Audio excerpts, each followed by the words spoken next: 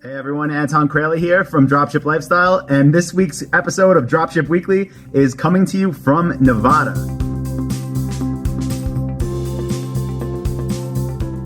Okay, so I'm out here in Vegas this week to actually take my wife to a Coldplay show. It's tonight, Thursday night, and I just still wanted to get you this video because I did say it's a Thursday thing, right? It's our new weekly show, and there's a bunch of questions that we had that were submitted this week on the Facebook group, on the forum, and whatnot. So I'm gonna take some time now. This episode might be a little bit shorter than usual, but that's because I really wanted to obviously get this done and make sure that we do stick on this weekly schedule. So the first question that I actually wanted to address is from John, and John was asking about like lead times for shipping and if customers are willing to wait, because he was basically asking, you have to float the money basically to fulfill orders. So what do you do if you don't have the cash on hand? And then Shannon responded, make sure you get a credit card, right? And one that has different rewards options so that you can actually earn money and not just fulfill orders faster, but then either get cash back or get travel rewards and really anything you want. There's a million type of cards out there. So it's actually funny that this came up this week and literally like maybe 5 hours before I filmed this video, because I wanted to show you this. And I'm not showing you this to brag or anything, but for the past like almost decade, I haven't really paid for travel. So this is the room that I'm staying in right now, right? It's nice. It's a suite at Bellagio. It's called the Bellagio suite. Again, I'm not showing this to brag or anything. That's what I'll be doing in the video. But I just want to show you that if you use credit cards in your e-commerce businesses, you get rewards. So I have a living room. I have a huge bedroom in here, right? There's actually 2 full bathrooms. It's 2.5 bathrooms. And a suite at the Bellagio for 3 nights. And I'm not actually paying for it out of pocket. And it's because I use credit cards. My go-to credit card for the e-commerce business is the American Express Business Gold. And that's just because they give you 3x points on advertising. But honestly, I'm not going to make a recommendation because it's whatever's best for you. But get a rewards credit card. You could travel for free. You could fly for free. You could book hotel rooms for free. You can go to shows for free. There's a few people that I actually wanted to address this with specifically in this video because, let me balance this up here. All right, I think we'll be good there for the rest of the show.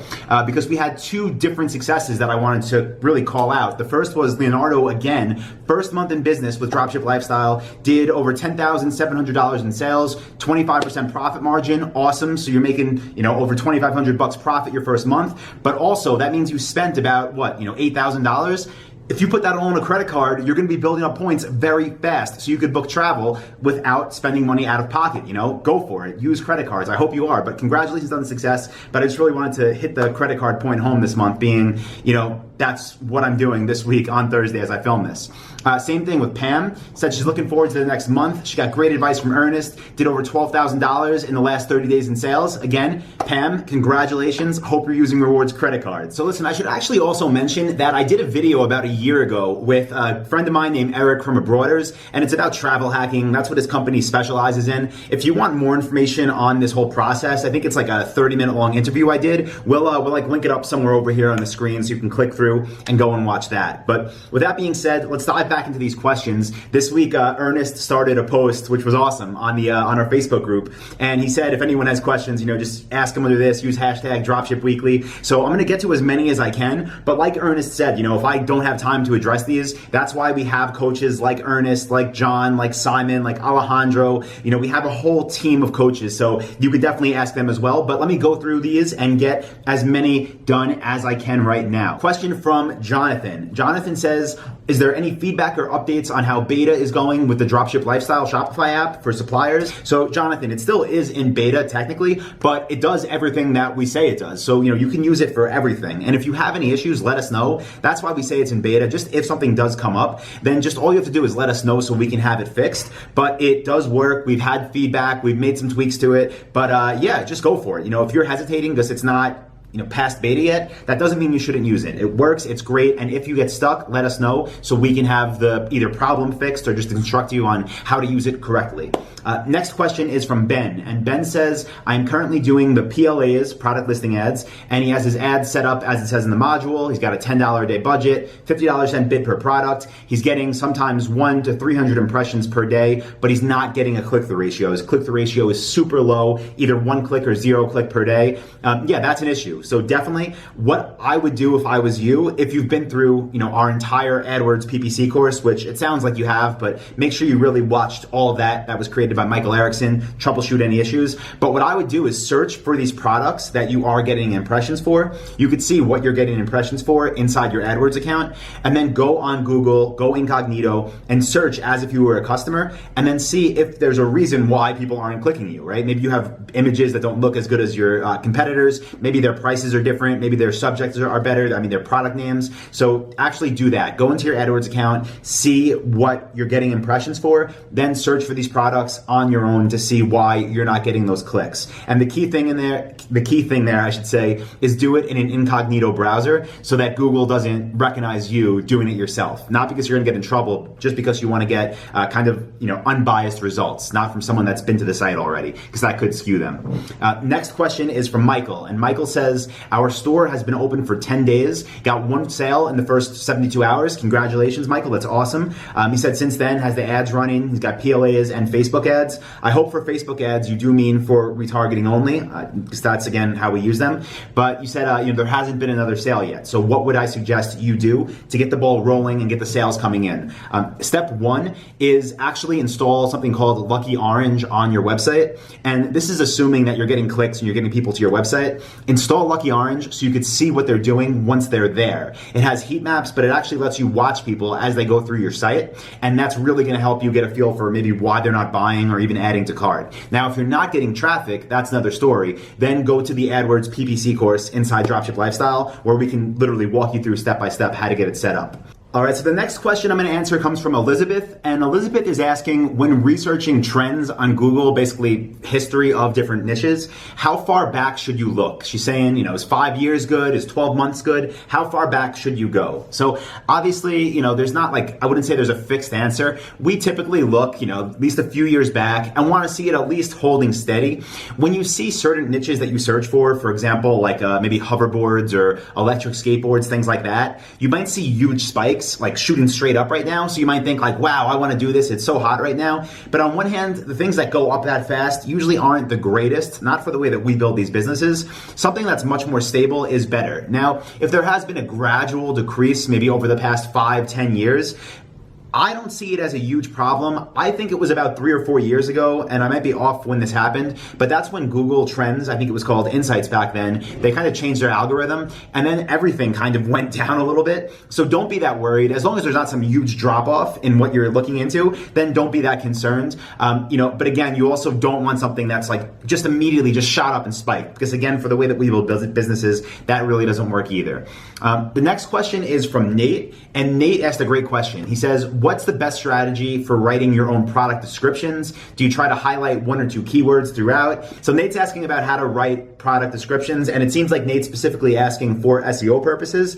That's not how we do it. Every time we upload a new supplier's products, we put what they give us. So very simple. Here's our description. Okay, here it is on the website. If there's anything we can add to it, like maybe it's dimensions or some technical specifications or colors, we add that in as well. But then what we do, which you should do as well, is monitor your Google AdWords account and see not only where you're getting clicks, but where you're getting impressions.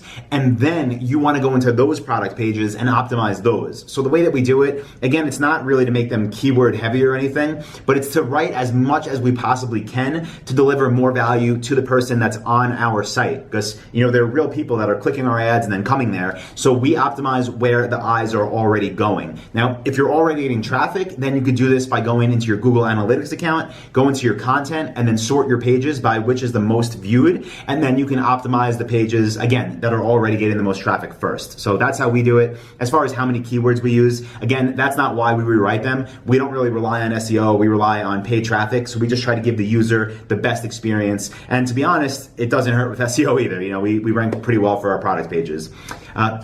Next question is from Heather, and Heather says, what's a good method of keeping track of inventory from all suppliers? She gets different stock lists daily from different suppliers, and the website's not updated live, so how should you do that? So Heather, my advice is use the Dropship Lifestyle Shopify theme. What's cool about that is you can show real inventory numbers, and it adds that sense of this is how many are left. Now, as far as connecting those spreadsheets you're getting to that website, we don't do it. Again, our stores maybe get, a handful of sales a day. We're selling expensive items, so we're not selling like hundreds of items where it's like, oh my God, like what's in stock, what's not. You know, we can deal with it. The way that we basically manage this, like to see if something is in stock or out of stock, if it's a very good seller and you know it's out of stock, then you should say on your website, this is out of stock. But if you have 3,000 products, maybe you're selling 100 of them over and over, those are the ones you should focus on. We don't worry about trying to keep every stock level up to date every minute of every day. The way that we manage this, again, if something is out of stock and we know that, if it's a good seller, we do mark it as out of stock. If customers buy and we don't know the item's out of stock, we don't charge them up front. We just authorize the credit card, and then we only capture the funds once we confirm the item's in stock. So it helps both ways, right? You're not taking anyone's money for something that you don't have. You're just simply authorizing a card, and then when your supplier confirms it's in stock, you charge that payment basically, and then you could process the order. So hope that helps, and I hope that gets that one answered. Gianfranco, and asking about doing niche research on eBay, and if you're finding mostly eBay sellers, then should you pursue this niche, right? Doesn't mean it's viable. My answer is yes, I think you definitely should. It sounds like this might be something that's generic enough to where there's a ton of opportunity. Without knowing exactly what this niche is, it's hard for me to give you a direct example, but I'm gonna say something like, let's just say you were selling jackets, and totally making this up, and you were selling like, maybe NFL team jackets. So something generic like New York Giants jacket or New York Jets jacket, like something like that. If it's being drop shipped and there's no brand loyalty and you can go after those keywords on Google Shopping through PLAs, then it's great. Again, I'd like to see this exact niche to give you some more feedback. Maybe you want to send me an email, but I think that, yeah, you probably should go for it. The last question, I'll do two more. I'll do two more this week because in Vegas, gotta go party. But this one is from Steve, and Steve asked about when he's contacting suppliers. One of them asked him for a UPS or a FedEx account number, and he didn't really know what that meant or what to do. So listen, when you're drop shipping, most of your suppliers will ship on their accounts, meaning they ship for you, and that's it. You pay them, they ship it. Sometimes they ask you for your account number, and then when they process the order, they'll literally bill the shipping to your UPS or your FedEx account. Both free to set up, both super easy to do. So nothing wrong with it. I always prefer to ship on a supplier's account if possible. If they don't do that, then just go ahead, go to ups.com or Google how to set up a UPS account. Super easy to do, and you're not paying any more. It's just a different way of having the orders fulfilled. But again, if they will ship on their account, then yes, go for that. It just makes life easier, right? Why not? And they usually get better discounts too because they ship so much volume. So the next question comes from Gabriel, and Gabriel asked if I would advise going live and focusing on marketing before having all of his products loaded onto the site. So before he has all of his suppliers and products, should he start marketing or should he wait? My advice is go for it. Even if you have one or two suppliers and some products on your website, just do it, right? Get your product listing ad set up, push your product feed to it. That doesn't mean to stop focusing on getting new suppliers, but there's no reason to wait, right? Like nothing should be perfect before it actually starts. Your best bet is to start sooner than later. And if you already have even one supplier and even a handful of products, go through the process of getting your Google Merchant Center account set up and get these products pushed on there. Just do it now, and then hopefully next week you report your first sale. Just like Mike, that transitions into this. Mike reported this week, got his first sale, did it organically before he even turned his ads on. $800 or $799. Congratulations, Mike. Here's to many more. Hope you fulfill that with a rewards credit card. And this week, I'm just going to wrap up this episode with two different posts that I really liked this week. We had Brent, who worked with Laura, who's my sister and our web designer, to build his Shopify store. He said it took him 2 weeks when he was trying to do it himself, and he hated what he was doing trying to design it. Laura got it done in 2 days. So he said, seriously, if you're getting hung up on your Shopify store, send it to Laura and let the pros take care of it. I totally agree. Laura's been building all of our sites for years now. She's awesome. She knows Shopify, from front to back, and she could basically do whatever you want for your Shopify store. If you're a student of Dropship Lifestyle, you can find our web design package in the Shopify video course. So super easy to find in our members area. Of course, if you're interested in that. And the next thing that I wanted to call attention to basically is someone signed up for one of our smaller courses this week, I think one of our $47 courses, and they realized after they joined that we had more expensive products, right? All the way up to $4,000. And they were like, man, I bought this, $47 thing. Now I feel like I have to buy all this to be successful. What's the deal? Listen, you're fine, right? We make smaller products for people to get started. Obviously, we can't include everything that's in our $4,000 packages for $47. There's different levels of service. There's different ways that we can help you. I appreciate you as a customer. I'm happy to have you on, and I'm sure you're going to get well beyond $47 in value. But if you do, and anyone else listening, if you do want to purchase our more expensive products, yes, they're worth it. We put a lot of time into this. Literally, they're 10 years in the making. And here's a post from Kate. And Kate, thank you for saying this week. But Kate said, you won't regret getting the full course. I'm no smarty pants, and I didn't have the money to start either, but I had a lot of determination, willingness to learn, and a big why, and a credit card. So Kate launched her store 3 weeks ago, already did over $12,000 in sales. So she said the supplier list is one way to source suppliers.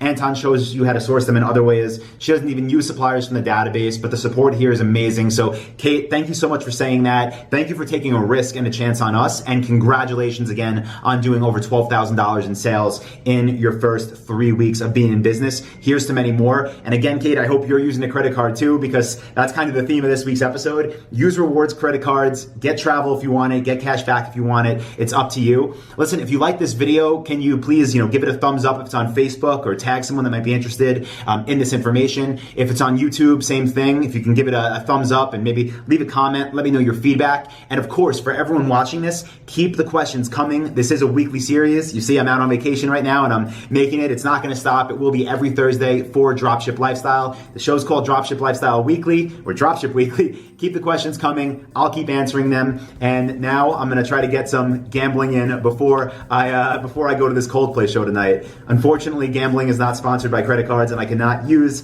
rewards points for that. Wish I could, but that's going to have to be real money. So wish me luck. If you want to see what's going on in Vegas, maybe follow me on Instagram. I'm sure I'll post some photos there. But have a great week, everyone. I will see you next Thursday for the next episode of Dropship Weekly. Bye.